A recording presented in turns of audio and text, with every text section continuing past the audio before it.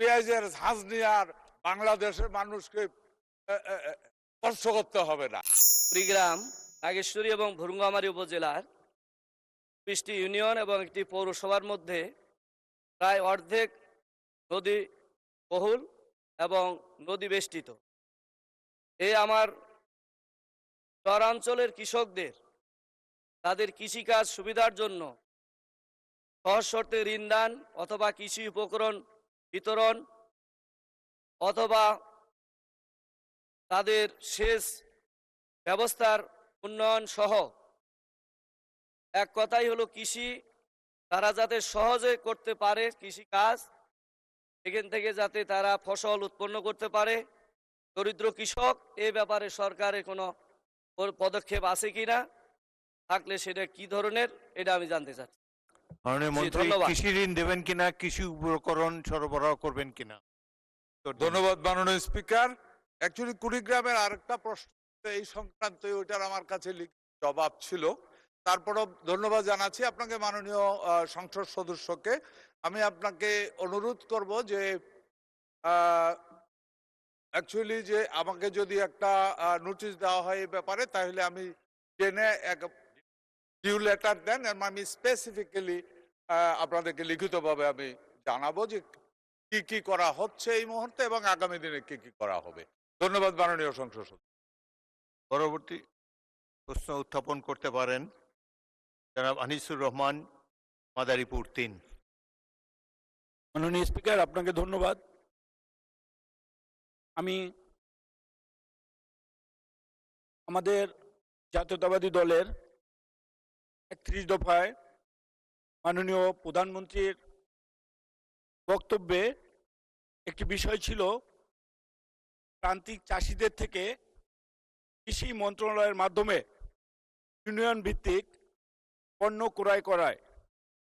আমি আপনার মাধ্যমে মন্ত্রী মহোদয়কে বলতে চাই, বর্তমান সময়ে আমি আমাদের ফরিদপুর এলাকায় লক্ষ্য করেছি কৃষকরা পেঁয়াজ এবং আলুর ন্যায্য মূল্য থেকে বঞ্চিত হয়ে অনেক কৃষকরা পেঁয়াজ খেতেই ফেলে রেখেছে, তুলছে না। যদি মন্ত্রণালয় থেকে এরকম কোনো উদ্যোগ নিয়ে যদি সেই কৃষকদের থেকে তাদের পণ্যটি ক্রয় করে সরকার মজুত করে, তাহলে আমি মনে করি কৃষকরা উপকৃত হবে এবং তাদের যে ইনভেস্টটি ছিল সেটা থেকে তারা বেঁচে যাবে এবং আমাদের যে খাদ্যশস্য আমদানির যে একটি বিষয় থাকে সেই থেকেও আমরা রক্ষা পাবো। আমি আশা করি আপনার মাধ্যমে কৃষি মন্ত্রীকে যেন কৃষি মন্ত্রণালয় থেকে সেই প্রান্তিক চাষিদের থেকে এই পণ্যগুলো ক্রয় করে এই কৃষকদের পাশে থাকা হয়। এটা আমার প্রশ্ন আমাদের কৃষিমন্ত্রীর কাছে, কবে কিভাবে এই ক্রয় পদ্ধতিটা চালু করবেন, সেটা আমার প্রশ্ন। মাননীয় মন্ত্রী। ধন্যবাদ মাননীয় স্পিকার। আপনার মাধ্যমে ধন্যবাদ জানাচ্ছি মাননীয় সংসদ সদস্যকে। কৃষি পণ্য ক্রয়ের ব্যাপারে বিশেষ করে মাননীয় সংসদ সদস্য কথা বলেছেন পেঁয়াজের ব্যাপারে। মাননীয় স্পিকার, আপনার মাধ্যমে মাননীয় সংসদ সদস্য সহ এই পবিত্র সংসদের সবাইকে একটা সুন্দর নিউজ আমি জানাচ্ছি। এটা হলো, এই সরকার এরই মধ্যে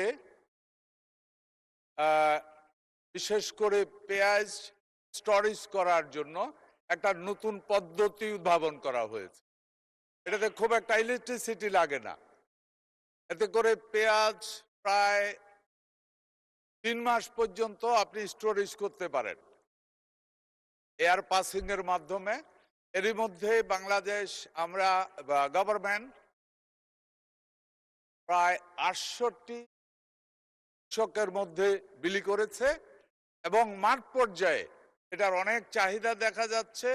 আমরা এরই মধ্যে আলোচনা করেছি আমাদের কৃষি মন্ত্রণালয়ে আগামী দিনে এটাকে আরো বাড়ানো যায় কিনা। তাহলে অন্তত একটা জিনিস হবে মাননীয় স্পিকার, এই পেঁয়াজের ঝাঁজ নিয়ে আর বাংলাদেশের মানুষকে স্পর্শ করতে হবে না। নিজের পেঁয়াজ নিজে পুরা বছর কিনতে পারবে এবং এনজয় করতে পারবে। ধন্যবাদ মাননীয়